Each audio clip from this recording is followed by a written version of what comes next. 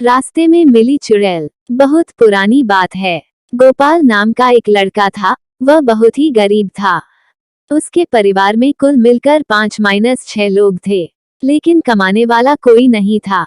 एक दिन गोपाल ने सोचा कि चलो मैं ही कुछ काम ढूंढता हूँ, शायद बाहर मुझे कुछ काम मिल जाएगा तो मेरा परिवार 2 वक्त का खाना तो खा लेगा। उसके बाद गोपाल काम की तलाश के लिए शहर चला गया। सुबह से शाम हो गई लेकिन उसे अभी तक कोई काम नहीं मिला। मन उदास होकर घर जा ही रहा था कि एक आदमी उसके सामने आया और बोला कि तुम बहुत उदास दिख रहे हो। गोपाल ने बोला, मैं सुबह से काम ढूंढ रहा हूँ लेकिन मुझे कोई काम नहीं दे रहा, इसलिए उदास होकर घर जा रहा हूँ। उस आदमी ने कहा कि मेरा एक कपड़े की दुकान है, वहां पर मैं तुम्हें काम दे सकता हूँ, बोलो मेरे पास काम करोगे? तो गोपाल ने झट से बोला, हाँ मालिक, मैं काम करने के लिए तैयार हूँ।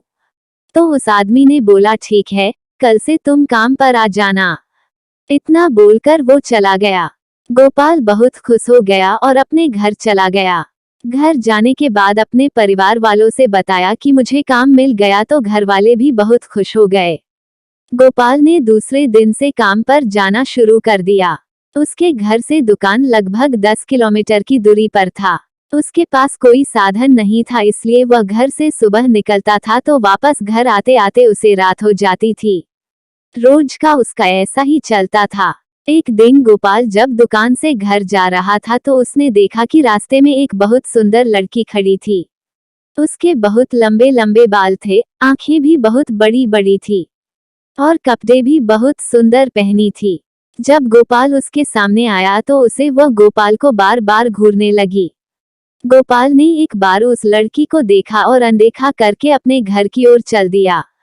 दूसरे दिन जब गोपाल काम खत्म करके घर वापस जा रहा था तो फिर वही लड़की उसे उसी जगह दिखाई दी और वह फिर उसे घूरने लगी। फिर भी गोपाल ने उसकी तरफ पलट के नहीं देखा और अपने घर की ओर निकल पड़ा। वो उसके पास 1 मिनट भी नहीं रुका, क्योंकि गोपाल को उस लड़की से बहुत डर लगता था और गोपाल डर के मारे थर थर कांपता था। वो लड़की कई दिनों तक उसे उसी जगह दिखाई देती थी। एक दिन वो लड़की दिखाई नहीं दी। गोपाल ने इधर उधर देखा लेकिन कहीं नहीं दिखी। ये कहानी है रास्ते में मिली चुड़ैल के बारे में। वो सोच में पड़ गया और मन ही मन में बोला कि ऐसा क्या हुआ कि वह लड़की आज नहीं आई। फिर वह अपने घर की ओर निकल गया।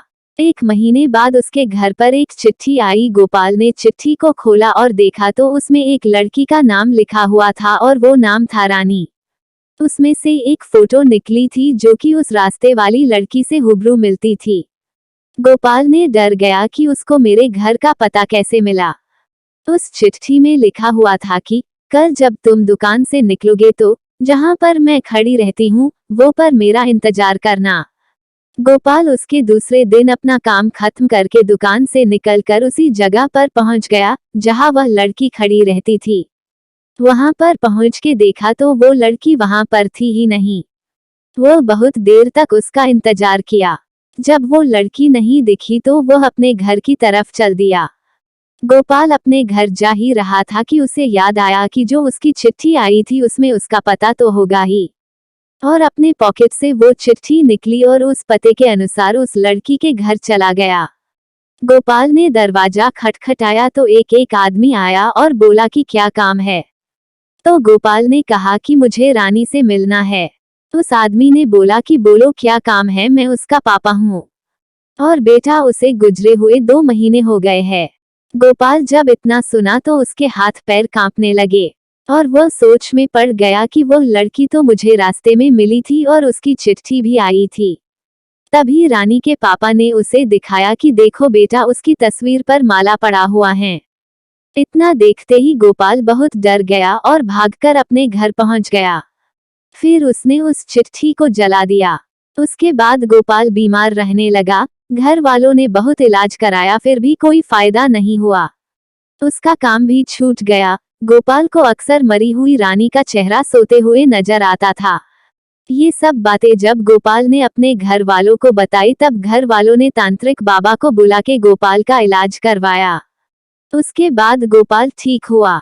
यदि ये कहानी आपको पसंद आई हो तो अपने दोस्तों और अन्य लोगों के साथ शेयर जरूर करिएगा।